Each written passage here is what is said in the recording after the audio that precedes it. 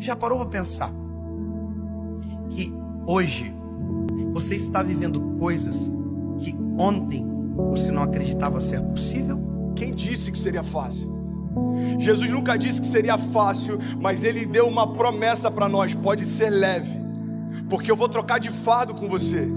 Eu já troquei de lugar com você na cruz, então aquilo que você merecia receber, eu já recebi. E aquilo que eu merecia por parte do meu Pai, eu entreguei para vocês. Mas isso não significa que vai ser fácil, irmão.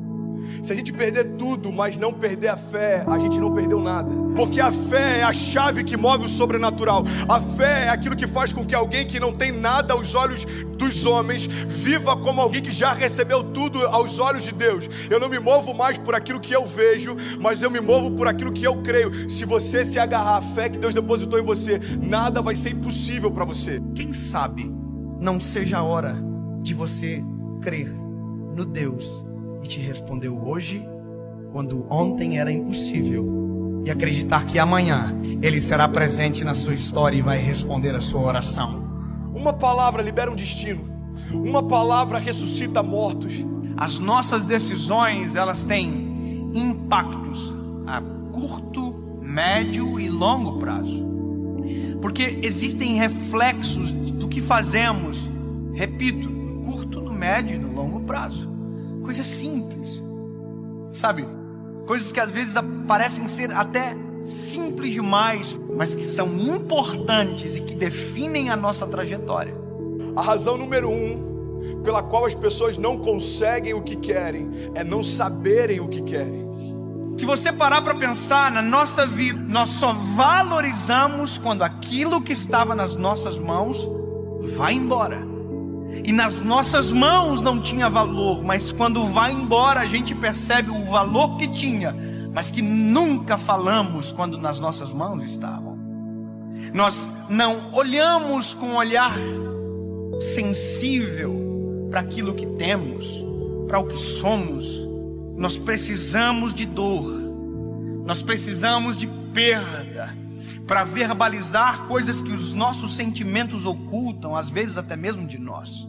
Por que você murmurava ao invés de você declarar aquilo que você desejava ver? A fé não é a gente constatar o que está acontecendo, é a gente declarar o que vai acontecer. Então, ao invés da gente ficar murmurando, entenda isso em nome de Jesus, começa a declarar por fé as realidades ao teu redor e elas vão ser transformadas. Aquilo que poderia ser um ponto de tensão na minha casa se tornou um pilar de sustentação na minha casa. Por quê? Porque não tem a ver com aquilo que me cerca, mas como eu enxergo aquilo que me cerca. E é por isso que eu quero te convidar em nome de Jesus a entender, cara, a razão pela qual a gente não vive muitas coisas é que a gente não sabe para onde a gente quer ir. Às vezes você já está num lugar onde um dia você sonhou que esse lugar traria para você plenitude. Aí agora você já está ansioso com um novo futuro. Aí quando o futuro chega, você já está ansioso com um novo futuro. Sabe uma das coisas que eu mais tenho visto na minha geração? Quando aquilo que um dia era futuro se torna presente, ele está encontrando a gente ausente. Porque a gente já está sonhando com um novo futuro desejado. É dolorido falar isso, mas já parou para pensar que tem gente que só vai entender a preciosidade da vida quando a de alguém de muito perto for ceifada? Eu não sei se você já teve a experiência de ir a um velório, mas vá a um velório, é pedagógico. Você sai do velório muito mais amoroso, você sai do velório muito mais sensível, muito mais grato.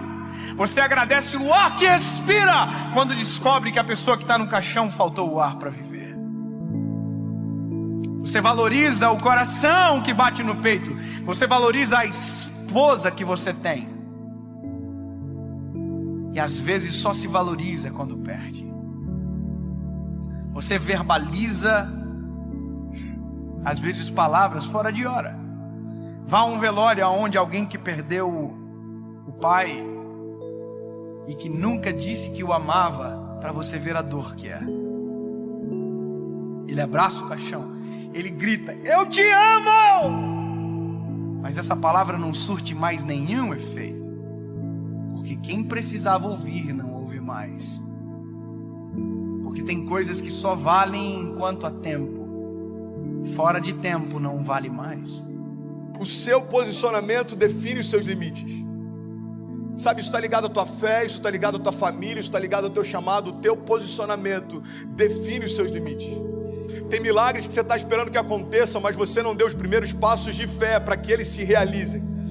Tem romper que você está esperando que se manifeste, mas você ainda não deu os primeiros passos de fé para que ele aconteça. Tem momentos, irmão, que a gente está clamando para que Deus mande a chuva, mas a gente nem preparou a terra ainda. E Deus está falando: ei, se eu mandar a chuva do jeito que os campos estão, eu vou destruir a tua plantação, eu não vou te abençoar com isso. É Deus falando: ei, se prepara para receber aquilo que eu quero derramar, se prepara para receber aquilo que eu vou derramar sobre você. Você precisa se posicionar na direção do teu milagre. Nós não podemos deixar a nossa vida chegar a um momento onde as esperanças não existem mais, porque aquilo que era para ter sido um tempo, perdeu-se o tempo. Perder para valorizar. Nós não precisamos disso. Nós não precisamos, deixar ir embora para perceber a importância que tinha quando estava perto. Alguém que não é rei ainda, mas já se porta como tal, está preparado para assumir o trono. Você quer um exemplo claro? Deus unge Davi. Davi era improvável, Davi era desconhecido, Davi até para o seu pai e para os seus irmãos era invisível, mas a partir daquele dia, aos olhos de Deus, Davi já estava no trono. Só que aos olhos dos homens, olha para mim em nome de Jesus, como demorou um período entre a unção de Davi e Davi assumir o reinado. Aos olhos dos homens, os homens olhavam para o trono e viam Saul. Aos olhos de Deus, o trono estava vazio, irmão, porque o rei que era por direito ainda não havia se assentado lá. Ei, Deus está falando: tem tronos que você está olhando e parece que estão ocupados, aos meus olhos já foram esvaziados. Não se mova por aquilo que o homem vê. Eu não vejo como o homem vê. Talvez você está olhando para uma situação e ela parece intransponível. Jesus já está olhando lá na frente e já foi vencida. E ele está falando: ei, você está preocupado por conta dessa crise? Eu conheço o teu futuro.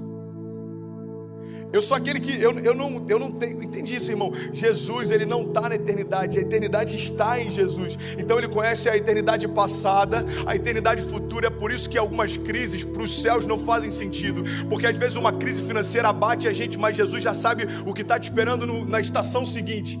E ele está falando para a gente nessa manhã: ei, você está preocupado por conta dessa crise? Filho, eu desenhei a tua história, eu sei aonde você vai, fica tranquilo. Pare de reclamar daquilo que você ainda não se moveu para viver. Pare de reclamar do resultado de escolhas que você não fez.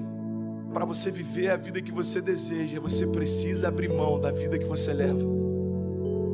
2 Crônicas 7,14 diz: se o meu povo, que se chama pelo meu nome, se humilhar e orar e buscar a minha face e se afastar dos seus maus caminhos, dos céus eu ouvirei, perdoarei os seus pecados e eu sararei a sua terra. Existe uma condicional. Deus está dizendo: olha, se o meu povo, que se chama pelo meu nome, se humilhar e clamar e se arrepender, o que ele está dizendo é o seguinte: se você der os passos de fé, os céus vão reagir àquilo que você está se movendo. Evangelho não tem a ver com conforto, Evangelho tem a ver com propósito. E é por isso que muitas vezes a conta não fecha. Irmão, quem disse que seria fácil?